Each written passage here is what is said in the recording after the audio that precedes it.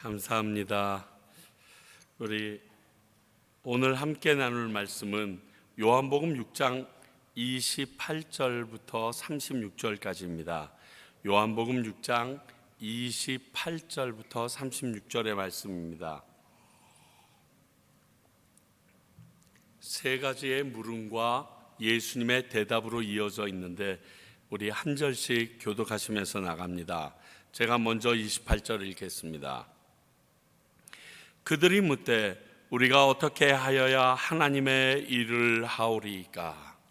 예수께서 대답하여 이르시되 하나님께서 보내신 이를 믿는 것이 하나님의 일이니라 하시니, 그들이 묻되 그러면 우리가 보고 당신을 믿도록 행하시는 표적이 무엇이니까? 하시는 일이 무엇이니까? 기록된 바 하나님께서 그들에게 떡을 주어 먹게 하였다함과 같이 우리의 조상들은 광야에서 만나를 먹었나이다.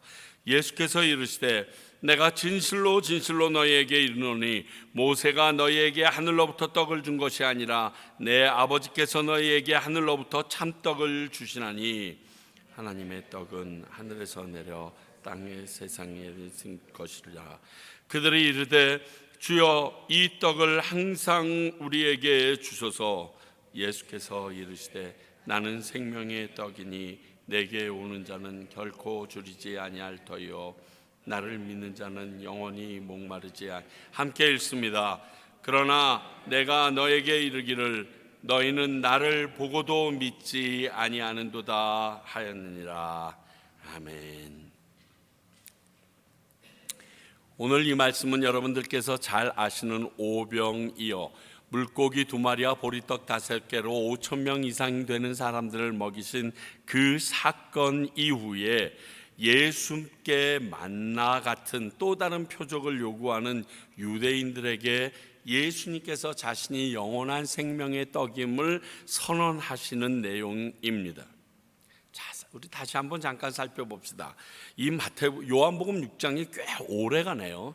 요한복음 6장은 오병이어의 사건으로 시작됩니다. 이 안에서 이어져서 오병이어와 같은 썩어질 양식을 찾아 예수님을 찾아온 무리들에게 예수님께서 내가 생명의 양식이라고 말씀을 하십니다. 그러나 여전히 그 말을 이해하기가 참 어렵습니다. 생각해 보십시오. 먹을 양식을 찾아온 이들에게 내가 양식이야, 그 예수님을 뜯어 먹으라는 소리입니까? 예수님을 어떻게 해결하라는 소리입니까? 그런데 하나님의 일과 표적을 구하는 무리들에게 다소 이해하기 어려운 말씀으로 자신을 믿으라 하는 내용이 오늘 말씀의 기본입니다.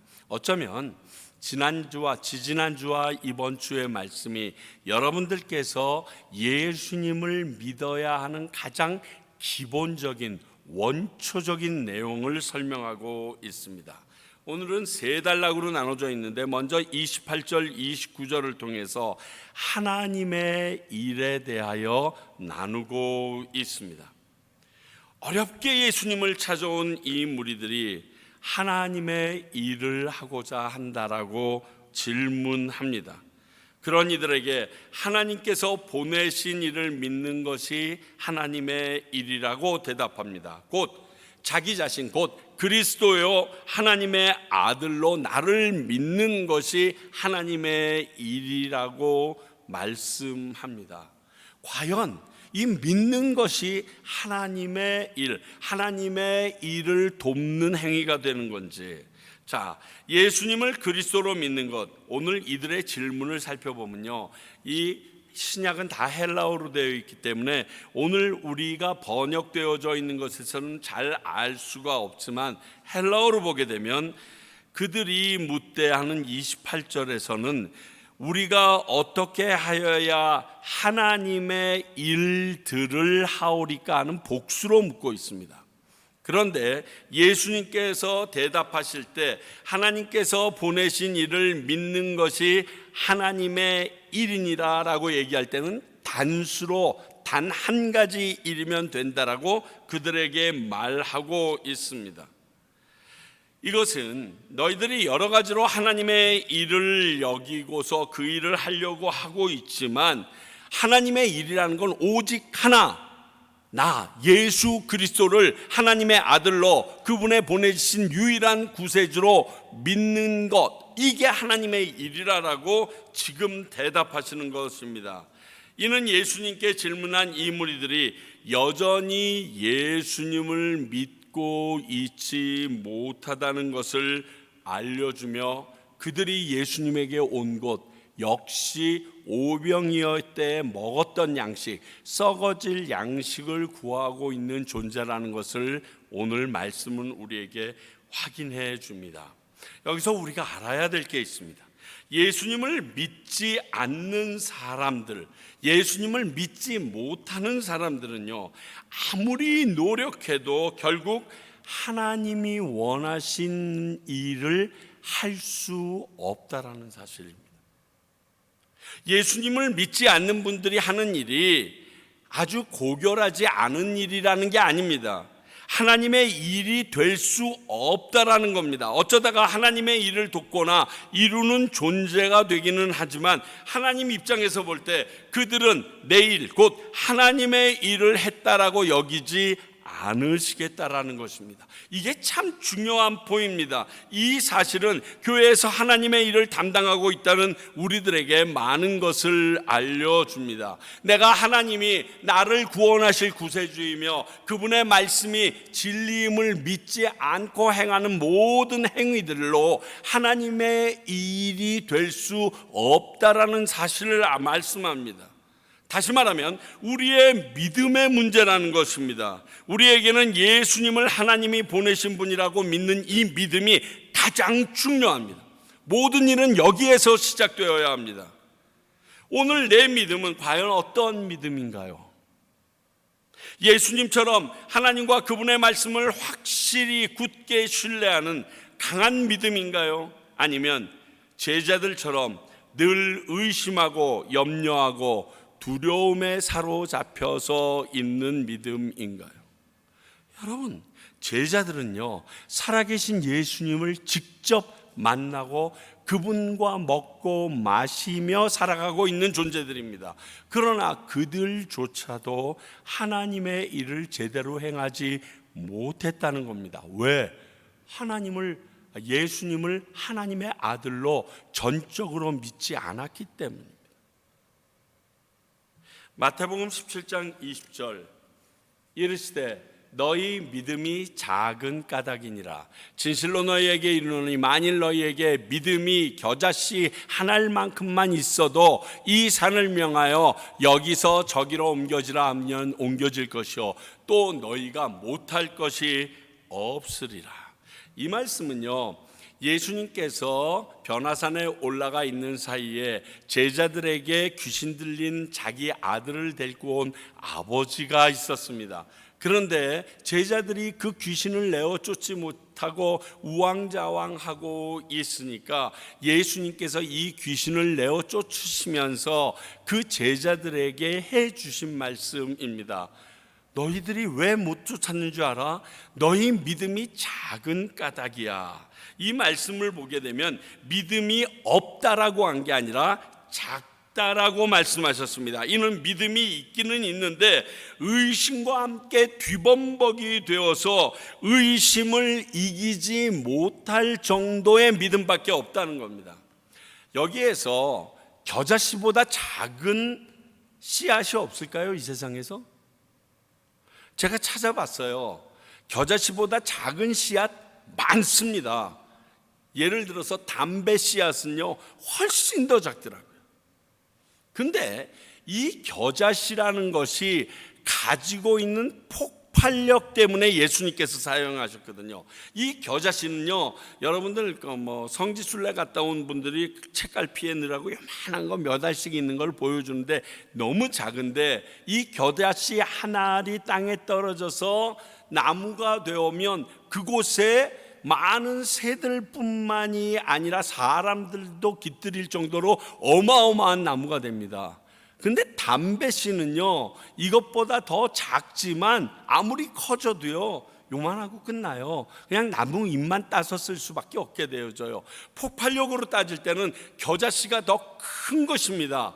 그러니까 우리에게 주어진 예수 그리스도를 향한 믿음이 아무리 작다라고 해도 하나님 것은 그것을 통하여 크게 사용하실 수 있는데, 우리가 이것이 의심으로 인하여 완전히 무너져 버렸다는 거예요. 이 앞에 예수님께서 이 제자들의 한심한 모습을 보시면서 17절에는요 이렇게 얘기합니다. 믿음이 없고 패역한 세대야 라고 얘기합니다. 그러니까 그 믿음은 터질 수 있는 능력이 없는, 나 하나도 구원해낼 수 없는, 그저 이 말씀이 하나님의 말씀인데 나에게는 상관이 없다라고 생각하는, 하나님의 말씀인 건 믿는데 하나님이 어떠한 분이셔서 그분에게 나에게 능력을 주는 것은 믿지 못하는, 그 말씀대로 내가 살아갈 때 하나님께서 그 능력으로 나를 터뜨리시라는 믿음은 없는, 그저 하나님이 쓰신 책이라는 정도로만 느끼는 그 정도 믿음이라는 것입니다. 그러므로 그런 믿음으로는 귀신을 이길 수 없는 것입니다. 여러분, 우리가 소유한 믿음의 본질적인 문제를 다시 말씀하고 있습니다. 너희 진짜 믿음이냐? 예수 믿는다고 믿지 않는 사람들에게 혹시 약간 밑으로 비껴보십니까? 근데 그 믿음이 진짜 믿음이십니까? 그 믿음이 오늘 말씀처럼 하나님의 일로 변화되어질 수 있는 열심으로 하시는 일이십니까? 그렇다면 문제가 없습니다. 그런데 많은 사람들이 하나님의 일인 것처럼 하지만 예수님은 믿지 않는 상태에서 하나님의 일을 한다 하는 것들은 다 하나님의 일이 되지 못한다라고 오늘 말씀은 명확하게 얘기합니다. 여러분, 하나님께서 나를 인도하시고 조성해 나가실 것을 믿으십니까? 근데 왜 그렇게 여러분 자신들도 못 믿고, 그리고 그렇게 선택하여 나를 세우신 그 하나님조차도 믿지 못하고 나갑니까? 그러면서 내가 하는 일이 어떻게 하나님의 일이 될 수 있겠습니까? 아무리 교회에서 열심을 내고 목소리를 높이고 땀을 흘려서 일해도 안타까운 것은 그 사람이 하나님을 믿지 못하고 사람들의 인정이나 사람들이 그가 신앙이 있다라고 얘기하는 말만을 믿으면서 그 일을 한다라면 그 사람은 하나님 앞에 올라갔을 때 하나님의 일을 한 사람이라고 인정받지 못한다는 사실을 우리는 알아야 됩니다. 그러므로 오늘 예수님이 말씀하신 것처럼 너 하나님의 일을 하고 싶니? 여러 가지 생각하지 마. 한 개만 해. 나만 믿어, 이거거든요. 근데 다 하는데 그것만 못 믿어.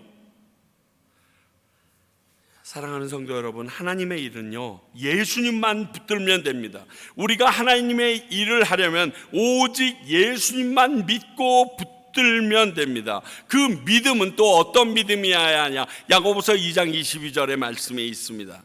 내가 보거니와 믿음이 그의 행함과 함께 일한다. 행함으로 믿음이 온전하게 된다. 그러니까 내가 어떠한 일을 행하는데 그 행함이 하나님의 말씀의 근본이 되어서 할 수 없을 정도로 도저히 하기 힘들고 하기 싫을 수도 있지만 내가 따라가는 것, 이게 믿음이에요. 우리의 행함과 함께 일하시는 믿음으로 예수님을 붙잡아야 합니다. 왜 근래에 들어서 하나님께서 이미 여러분들 특히 오늘 수요 예배 정도까지 나오시고 인터넷으로 보시는 분들 정도 된다라면 교회에 나오신 지 꽤 시간이 되신 분들이에요. 10년 이상 되셨을 것이고 나름대로 내가 하나님을 믿는 믿음이 있다라고 얘기하는데 하나님은 우리 교회를 향하여 끊임없이 말씀합니다. 네 믿음이 진짜 믿음이냐? 그 믿음이 너희를 능히 하나님의 나라로 구원으로 이끌 수 있는 믿음 같으냐? 그러면 너희들의 그 믿음을 나에게 보여달라. 너희들이 하나님의 말씀대로 순종한 그 믿음을 나에게 확인받을 수 있겠느냐라고 얘기하십니다. 우리 주일날 이제 우상들에 대해서, 아무 대답 없는 우상들에 대해서 얘기하게 될 텐데, 그 우상들의 실상 중에 가장 중요한 게 뭐냐면요, 숫자가 의미가 없다는 거예요. 숫자가. 그리고 노력도 의미가 없다는 거예요. 열심도 의미가 없어요. 여러분, 우리가 예수님을 믿을 때도 이럴 수가 있어요. 내가 믿음이 있노라 하고 열심을 내고 많은 시간을 들였는데 하나님이 그게 무슨 상관이냐? 너 나 안 믿잖아. 네 믿음 지금 점검해 봐야 돼 라고 얘기하시는 게 그게 오늘 말씀이에요. 오늘 이 무리들은요, 예수님에 대한 믿음조차 없었기 때문에 예수님께서 하나님께서 보내신 이를 믿는 것이 하나님의 일이야, 그 일부터 해, 지금 말씀하십니다. 두 번째는 30절서부터 33절까지에 있는 말씀인데, 이들이 표적을 보여줘서 당신을 믿게 해달라고 말하고 있습니다. 유대인들의 전통적인 습관과 같은 거예요. 그냥 보이는 표적이 있으면 당신을 믿겠다라고 얘기합니다.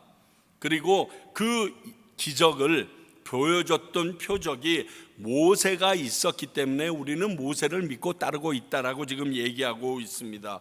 모세가 만나를 우리에게 먹여줬기 때문에 우리는 그를 믿고 그 율법을 이렇게 목숨같이 믿고 따르고 있듯이, 당신이 하나님의 아들이라면, 예수라면 우리에게 만나와 같이 우리의 육신을 채우고 넉넉하게 할 수 있는 것을 보이시사 우리로 하여금 당신을 믿고 따르게 해달라고 얘기합니다.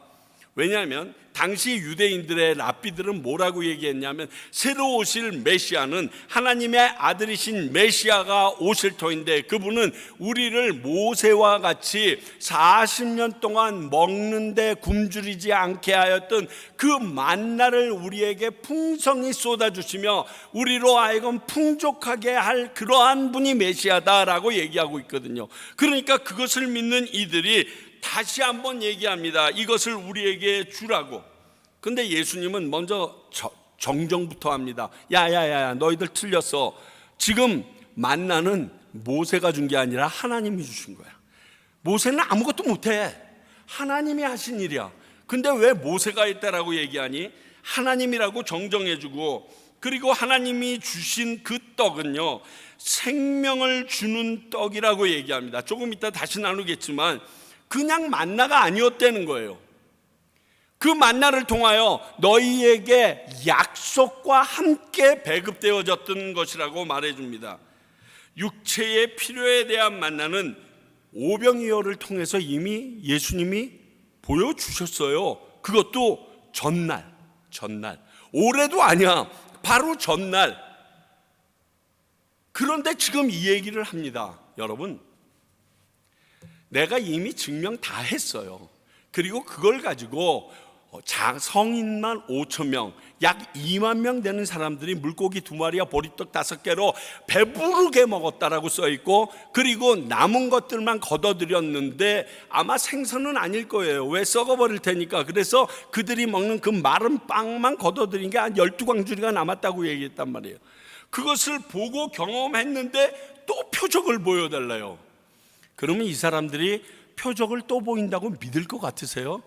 어저께 지금 먹었는데, 어저께 이걸 먹은 탓에 지금 예수님을 찾아 그들에게 왔다라고 예수님은 딱 지적해서 얘기했어요. 너 이건 표적을 본 까닭도 아니고 떡을 먹었기 때문에 왔다라고 얘기하는 그 무리들이 그 앞에서 또 얘기합니다. 또 떡 주세요. 또 떡 주세요. 그러고 주시면 만나와 같이 우리의 육신을 채워주시면 또 할게요. 믿을까요? 안 믿어요. 이스라엘 백성이요, 40년 동안 하나님께서 내려주시는 만나를 입으로 먹고 있으면서 뭘 했어요? 하나님에게 불평했던 민족이에요. 저는 사람이 얼마나 간사하고 자기 필요만 채우기 위하여 종교를 선택하는지 이 말씀 속에서 확인할 수 있어요. 종교가 왜 필요하냐? 내가 원하는 것을 얻기 위해서 필요한 거예요. 하나님의 뜻, 성경에서 이야기하는 내용과 다 상관이 없어요. 내 필요 때문이에요. 그래서 이 이후에 예수님께서 또 이렇게 유대인들이 얘기하니까, 야, 내가 지금까지 너희들에게 보여준 표적으로 부족하냐? 얼마나 많은 것을 보여줬는데 죽은 자까지 살려서 그 나사로 죽이려고 너희들 지금 쌍심지를 키고 있지 않느냐? 그런데 또 다른 기적을 보여달라고? 내가 보여줄 기적이 요나의 기적밖에 없어. 내가 3일 뒤에 부활하는 것, 그거 보여줄 거야. 너희들은 기적을 보고 믿지 않아. 아니, 기적을 본 그 순간에는 감탄만 하지 그것이 믿음으로 변하여지는 인생들이 아니야. 내가 그걸 알아. 그렇게 말합니다. 이 무리들은요, 표적이 아니라 귀신 들린 아들을 데려왔던 그 아버지처럼 자신들에게 믿음이 없음을 긍휼히 여겨달라고 주님 앞에 메어 달렸어야지 맞습니다. 그렇잖아요. 믿는 자에게 능치 못함이 없다고 얘기하니까 너가 믿지 않느냐? 아닙니다. 내 믿음이 없음을 주님 긍휼히 여겨주시옵소서. 그리고 그 아들을 고치시잖아요. 우리는 내가 원하는 것이 이루어지는 기적보다 내 믿음이 자라나도록 그분의 말씀을 깨닫게 해달라고 기도하고 바라는 게 더 바른 자세입니다. 왜? 이미 넘치게 보여주셨거든요.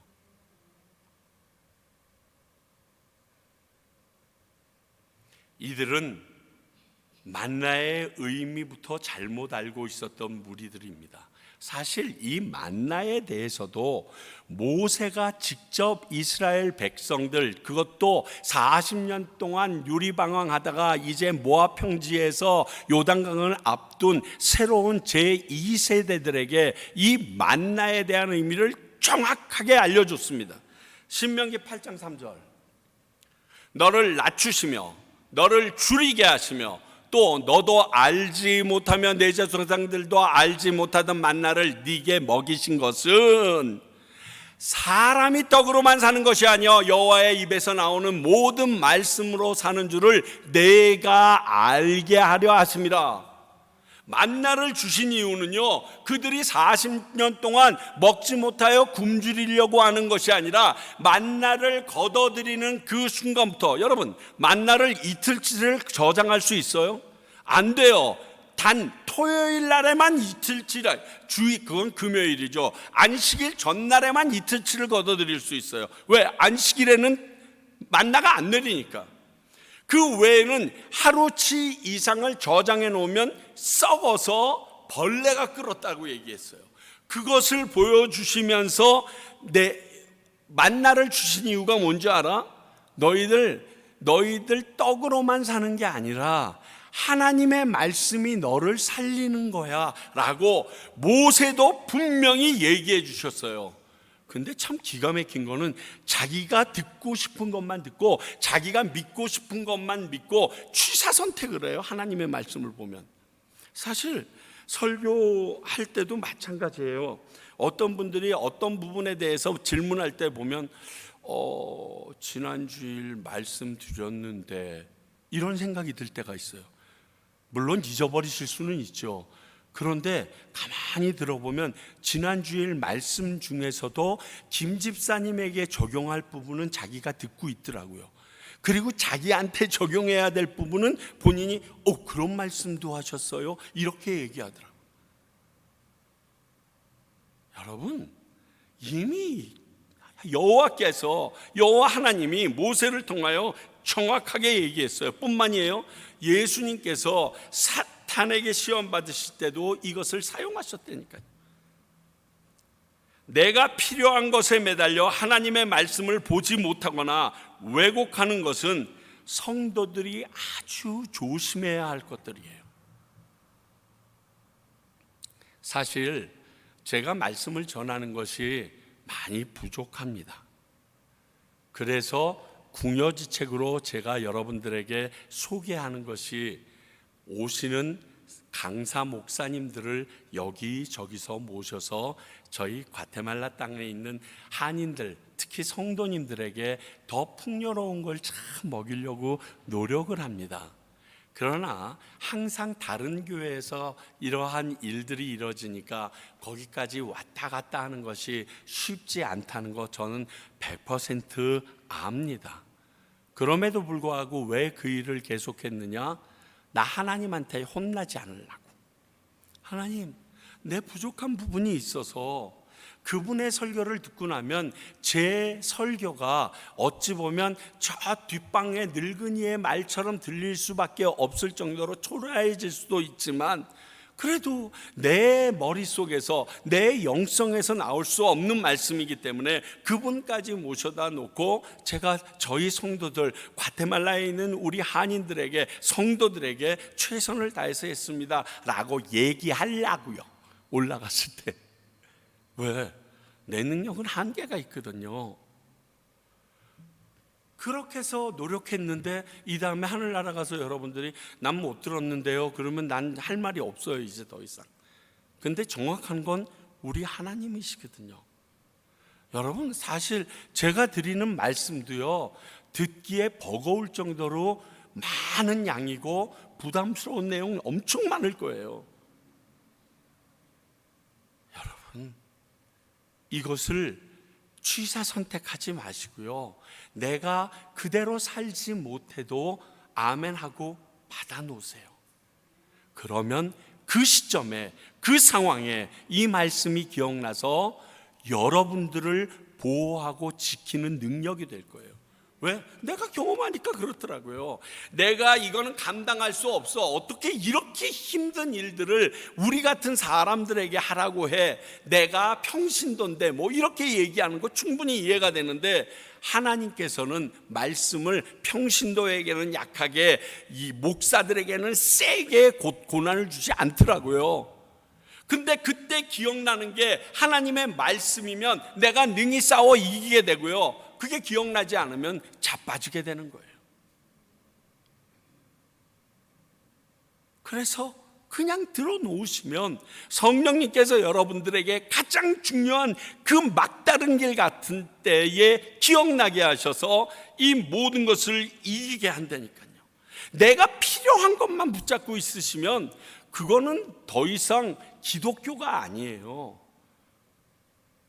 장독대에다가 정한수 떠놓고 촛불 하나 놓고 비는 거랑 전혀 사이가 없어요.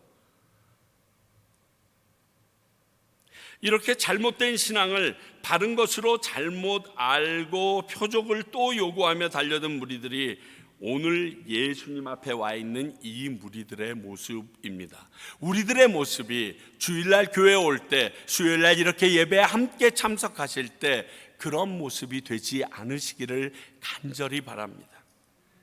그리고 마지막 34절에서부터 36절까지 내가 생명의 떡이라고 말씀하십니다.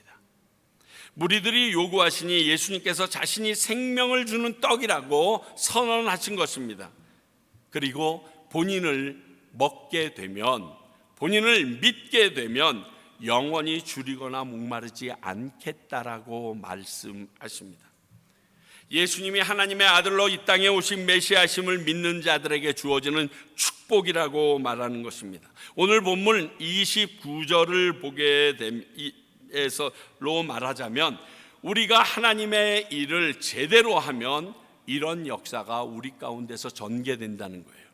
내가 예수님을 구주로 믿으면 하나님의 일이 내 안에서 터져나가고 그것이 우리에게 이 능력을 준다는 거예요. 여러분들, 요한복음 4장에 예수님께서 사마리아 여인과 만나는 장면이 있습니다. 이 사마리아 여인에게도 예수님이 요한복음 4장 14절에서 똑같이 말씀하십니다. 내가 주는 물은 마시는 자는 영원히 목마르지 아니하리니 내가 주는 물은 그 속에서 영생하도록 솟아나는 샘물이다라고 얘기했어. 이게 오늘 하신 얘기랑 똑같은 얘기예요. 내가 생명의 떡이다. 나를 먹는 자는 영원히 줄이거나 목마르지 아니하리라. 사람들이 이러한 갈증과 허기짐으로 세상에서 이것을 채우려고 참 노력합니다. 어쩌면 믿는 우리들도 그러한 모습을 보일 때가 있을지 모르겠습니다. 그러나 채워지지 않고 채워도 또 갈증이 나고 허기집니다. 그 많은 인기를 누리고 그 권세를 누린 사람들이 왜 자살을 합니까? 많은 부를 쌓아서 가지고 있는 자들이 너무 허망해서 목숨을 왜 끊습니까? 이것이 아무리 이 땅에서 필요한 걸로 노력했지만, 나를 채우려고 했지만 채워지지 않더라는 겁니다. 여러분, 마약이요, 우리에게 세상의 것으로 우리 인생들은 채워질 수 없다라는 것을 반증하는 제일 좋은 표징입니다. 잊어버리고 싶은 거예요. 미쳐버리고 싶은 거예요. 내 정신을 놓고 싶은 거예요. 그래서 내 육신이 원하는 대로 내 안에서 약기운이 나의 성품을 건드리는 대로 살아보고 싶은 거예요. 그렇게 하고 그 약이 깨어지고 나면 머리통이 아프고, 그리고서 여전히 또 그 약이 없으면 그 갈증에서 어쩔 수 없어서 또 찾고 하는, 보면 딱 보여요. 저 사람이 허기주구나. 지금 자기를 채우지 못해서 저 난리구나. 이는 육체적인 것이 아니라 마음의 갈증과 허기지기 때문에 욕심으로 채워지지 않습니다. 그래서 오직 예수 그리스도가 그 안에 채우심으로 말미암아 마침내 만족함을 누릴 수가 있게 되는 거예요. 난 예수로 충만하네. 세상 모든 것들도 두렵지 않네. 왜? 예수가 내 안에 차 있으니까. 예수님으로 가득 차 있는 사람들은 세상 것들이 나를 괴롭게 하도 이길 수 있어요. 무명이어도 부족하지 않은 것은 화려한 세상. 그게 내 안에서 있는 예수 그리스도 때문에 세상을 비교하는 것이 아니라 예수 그리스도가 내 안에서 주인 되심을 자랑하는 모습이거든요. 이게 필요한 거예요. 우리는. 저도 저에게 있어서 가장 채워지지 않는 부분이 뭔가 봤더니, 뭔가 인정받지 않으면, 사람들이 최유찬 잘했다 말하지 못하면 그것 때문에 참 갈증을 느끼는 놈 같더라고요. 예수님이 내 안에 있는데 왜 그걸로 내가 갈증을 느껴야 되지 않은 의아심이 나더라고요. 아니, 모든 것을 가지고 계시는 주님이 내 안에 계시는데 사람들이 알아주지 않아서 무명하면, 화려한 세상 못 살고 다니면 그게 무슨 상관이 있어? 내가 아직도 그러한데 미진한 마음을 가지고 있다는 것은 예수님이 나에게 꽉 채워지지 않았다는 거예요. 그 반증이에요. 누군가와 비교한다거나 아직도 내 부족함이 다른 것, 세상의 것으로 채워질 수 있다라고 생각하고 그것을 향하여 달려가고 있다라고 여러분들 하시면 아직 예수님이 당신들에게 채워지지 않은 거예요. 예수님의 이 세상에서의 공생애를 보면 딱 알아요. 부유했어요. 머리 둘 곳조차 없다고 그랬어요. 그러나 그분은 그것 때문에 허탄해하거나 절망하거나 탄식하신 적이 없어요. 예수 그리스도를 믿지 않아서 그 길에서 여전히 헤매고 있는 사람들을 보면서 탄식은 하셨고 안타까워하셨지, 본인 자신이 부족하다라고 생각한 것이 없으셨어요. 육신으로 이 땅에 왔는데도 그게 가능하다는 것을 보여주신 분이 우리 예수 그리스도예요. 우리가 여전히 부족하고 부족하다 여기고 갈등 가운데 나가는 우리의 모습은 예수님이 내 안에 주인 되어 계시지 않다라는 증거예요. 이거는 여러분들에게 하는 말이 아니라 제 간증이고 지금 저의 고백이에요.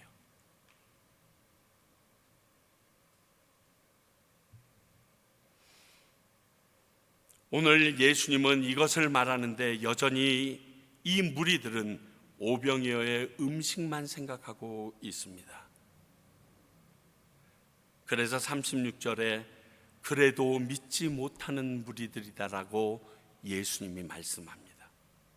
이런 기적은 물론 그들의 갈급함과 허기짐을 채우시는 말씀을 듣고도 여전히 예수님을 받아들이려고 하지 않습니다.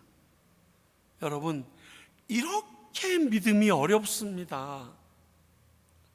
요한복음 4장 사마리아의 여인이 이렇게 말씀하신 예수님에게 뭐라고 대답했는지 4장 15절 볼까요?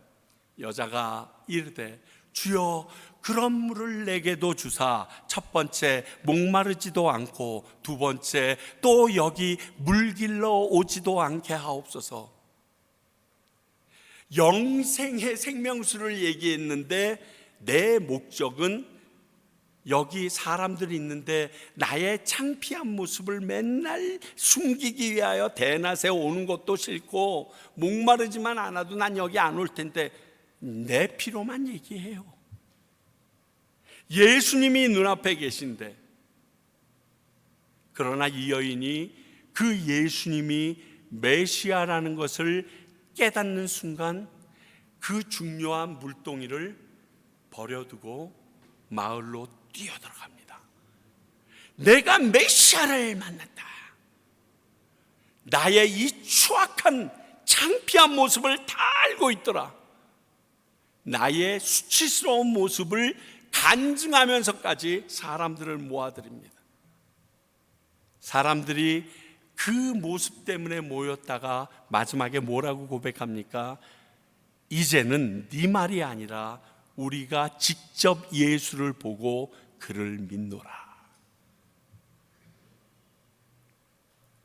하나님의 일이 아닌 자기의 필요만 구하는 모습이 우리에게 사라져야 합니다. 그렇지 못하면 영육이 다 핍절해지는 인생으로 끝까지 살아가게 됩니다. 저는 장례식을 참 여러 번 집례를 해봤는데 마지막 임종을 경험한 경우도 꽤 많습니다. 목사님, 장로님, 권사님, 교회 창립 멤버, 최근에 들어오신 분들 다 경험해 봤거든요. 근데 이분이 예수님을 믿는구나 안 믿는가는요 너무나 명확하게 목사가 아니어도 다 알아요. 옆에 같이 따라갔던 우리 성도들이 다 알아요. 신방 요원들이 다 알아요. 아휴, 저렇게 오랫동안 교회 다녔다고 저런 직분을 받았다고 하더니 결국 예수님은 안 믿고 계셨네. 바로 알아요. 끝까지 두려워하고 끝까지 다른 걱정으로 시간을 다 보내요. 하나님께 믿고 맡겨드리질 못해요. 죽는 그 순간까지도. 그러니 예수님 믿는 게 그리 쉬운 게 아니에요. 혹시 우리도 교회에 나와 예배를 드리면서도 예수님이 아닌 것을 찾기에 이들처럼 갈급한 상태는 아닌지 꼭 생각해 보십시오. 그렇게 본인이 깨닫게 되신다면 생명의 양식인 그 예수님을 믿고 영접하세요. 그리고 영의 구원을 받으세요. 그러면 여러분들이 하는 그 일이 어떻게 목적을 가지고 해야 되는 목표인지 알게 되실 것입니다. 기도하겠습니다. 하나님, 우리 하나님의 일을 한다고 하는 자들이 하나님께서 보내신 예수님을 온전히 바로 믿고는 있는지요?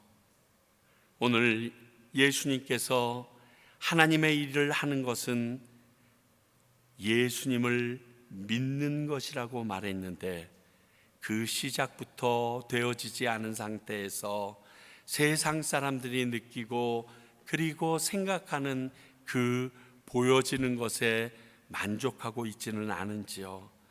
하나님, 우리로 하여금 예수님을 믿음으로 말미암아 영원한 하늘의 생명의 양식을 받아 모든 것에서도 자유함과 자족함과 풍족함을 누릴 수 있는 주의 백성들 되게 하시고 그러한 평강교회가 되어지게 해 주시옵소서. 아직도 우리가 깨닫지 못하고 우리가 알지 못하는 것이 있으면 성령님 지혜를 허락하시사 말씀을 읽으면서 깨달아 믿게 되는 저희들 되게 하여 주시옵소서. 지금은 우리 주 예수 그리스도의 은혜와 하나님의 크신 사랑과 성령님의 주님을 믿고 받아들이게 하시는 능력이 오늘 하나님의 일에 동역자로 살기 원하는 주님의 귀한 백성들과 그 일을 위하여 과테말라 땅에 세워주신 평강교회와 그것을 믿기에 하나님의 일을 행하고 있는 선교사님들 위해 이제로부터 영원히 함께 하시기를 간절히 축원하옵나이다. 아멘.